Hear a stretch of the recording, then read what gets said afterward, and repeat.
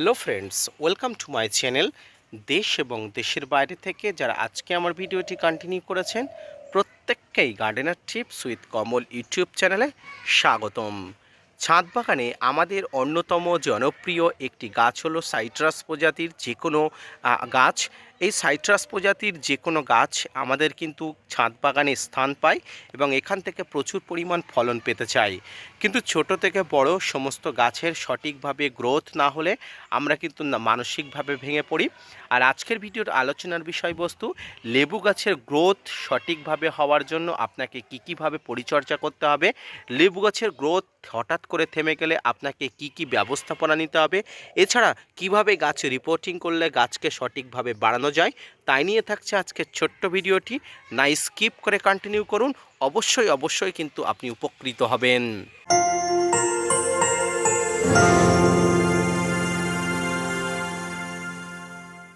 কোনো ছোট অথবা বড় লেবু গাছ সঠিকভাবে বৃদ্ধির জন্য প্রয়োজন সঠিকভাবে রিপোর্টিং এবং সঠিক পদ্ধতিতে খাবার। এই সঠিক পদ্ধতিতে রিপোর্টিং এবং খাবার যদি আপনি যথাযথভাবে দিতে পারেন, তাহলে ছাদ বাগানে লেবু গাছে যেমন দ্রুত বৃদ্ধি হবে, ঠিক তেমনি দ্রুত এখান থেকে প্রচুর পরিমাণ ফুল আনতে পারবে। দেখুন, আমার এই ছোট্ট লেবু গাছটি প্রায় 10 থেকে 12 ইঞ্চি একটা ছোট্ট পলিথিনে আছে, কিন্তু গাছটির গ্রোথ যেমন ভালো, ঠিক তেমনি গাছটি কিন্তু সিজনে প্রচুর পরিমাণ ঝেঁপে ফুল এসছে। এর কারণ গাছের সঠিক পরিমাণ খাবার যথাযথভাবে যেমন দেওয়া হয়েছে, ঠিক তেমনি গাছকে সঠিকভাবে রিপোর্টিং করার পরে উপযুক্ত পরিমাণ খাবার দেওয়া হয়েছিল। তবে এই রিপোর্টিং করার পদ্ধতি কিন্তু বিভিন্ন ছাদ বাগানে বিভিন্নভাবে দেখান।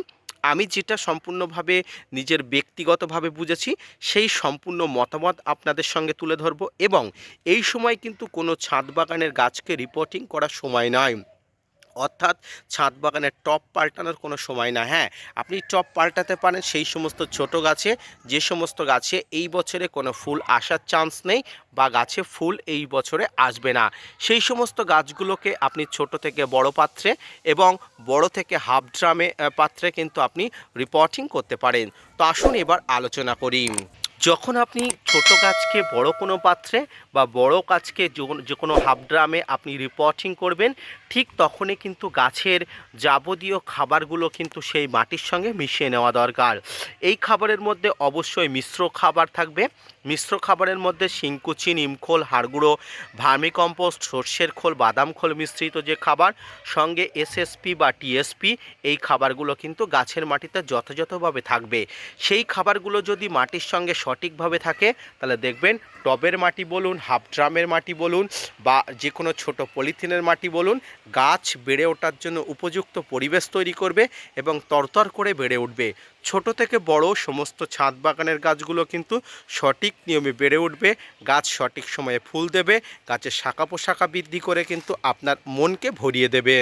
এর পাশাপাশি টবের গাছের মাটিতে অবশ্যই জল নিষ্কাশন ব্যবস্থা বা ওয়েল ড্রেনেজ সিস্টেম আপনাকে ঠিক রাখতে হবে। যে কোনো পাত্রে জল নিষ্কাশন ব্যবস্থা বা ওয়েল ড্রেনেজ সিস্টেম গাছ বৃদ্ধি হয়ে ওঠার জন্য অনেক ধরনের পারদর্শী। যদি টবে জল নিষ্কাশন ব্যবস্থা বা ওয়েল ড্রেনেজ সিস্টেম ঠিক থাকে, আপনার ছাদ বাগানের গাছ কিন্তু মরার চান্স বা মারা যাওয়ার চান্স অনেক অংশে কম থাকে। গাছ কিন্তু সঠিকভাবে বৃদ্ধি পায় এবং ফুল ফল আনার জন্য কিন্তু উপযুক্ত পরিবেশ তৈরি করে। ছাদ বাগানে যে কোনো গাছকে রিপোর্টিং করার পরে প্রায় 2 থেকে আড়াই মাস পরে আপনাকে আবারও খাবার দিতে হয়। অর্থাৎ আপনি যখন রিপোর্টিং করেছেন, যে পরিমাণ খাবার দিয়েছেন, 2.5 থেকে 3 মাস পরে গাছকে কিন্তু পুনরায় আবার খাবার দিতে হয়। একটি সুস্থ সবল গাছকে মোটামুটি মাসে খাবার না দিলেও আপনাকে 2 থেকে আড়াই মাস অন্তর অন্তর কিন্তু সঠিকভাবে খাবার দিতে হয়। তাহলে সেই গাছটি কিন্তু সঠিকভাবে বৃদ্ধি হয়ে ওঠার জন্য ম্যাক্রো এবং মাইক্রোনিউট্রিয়েন্ট ঘটিত সমস্ত খাবার কিন্তু মাটি থেকে পেয়ে যায়। অনেক ছাদ বাগানির অভিযোগ থাকে টবের গাছের মাটিতে গাছ বাড়ছে না, গাছ গ্রোথ হচ্ছে না। তাদেরকে বলবো, আপনারা হয় সঠিক সময়ে গাছকে রিপোর্টিং করতে পারেননি, না হয় মাটিতে সঠিকভাবে ম্যাক্রো মাইক্রো নিউট্রিয়েন্ট উপযোগী কোনো খাবার নেই। তাই আপনার কাছে থাকা সমস্ত ধরনের টবের গাছ বলুন বা যে কোনো পলিথিনে বা হাফ ড্রামের গাছ বলুন, যদি ফুল আসার জন্য উপযুক্ত হয়ে থাকে, এই সময় আপনার রিপোর্টিং বা ভারী কোনো খাবার দেবেন না। যদি ছোট গাছ থাকে বা আপনার ফুল নেওয়ার এবছরে কোনো ইচ্ছা নেই থাকে, তাহলে আপনি কিন্তু রিপোর্টিং করতে পারেন। সেখানে আপনি মিশ্র খাবার দিতে পারেন। আরও যে রাসায়নিক খাবারগুলো আছে যেমন এসএসপি, টিএসপি, আপনার কাছে যে ধরনের খাবার থাকুক না কেন শিকড় উপযোগী, শিকড়কে বৃদ্ধির সহায়ক যে খাবারগুলো থাকবে সেই ধরনের খাবার আপনাকে অবশ্যই দিতে হবে। টবে, হাফ ড্রামে বা পলিথিনের পাত্রে গাছ রোপণের জন্য আপনাকে এই ব্যবস্থাপনা অবশ্যই মেনে নিতে হবে।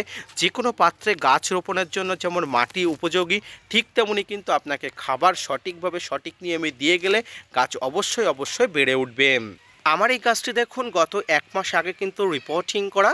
গাছটি কিন্তু কোনোভাবেই কিন্তু গাছের স্বাস্থ্য খারাপ হয়নি, বরঞ্চ গাছ কিন্তু খুব সুন্দরভাবে গ্রোথ নিচ্ছে এবং গাছ কিন্তু খুব সুন্দরভাবে বেড়ে উঠছে। এভাবেই কিন্তু আপনারা প্রত্যেক ছাদ বাগানে কিন্তু রিপোর্টিং করার পরে গাছকে বাড়িয়ে তোলার জন্য সুষম খাবার দেবেন, যে খাবারের মধ্যে সব ধরনের খাবার থাকবে। তো ফ্রেন্ডস, আজকের এই ছোট্ট ভিডিওর মাধ্যমে আশা করি সমস্ত বিষয়গুলো বুঝতে পেরেছেন। যদি কোনো ধরনের মনে কোনো কনফিউশন থেকে থাকে অবশ্যই কমেন্টস করবেন। আমি আপনাদের সেই কমেন্টসের উত্তরে আরও একটি ভিডিও বানাবো, যাতে করে আপনাদের আরও বুঝতে সুবিধা হয়।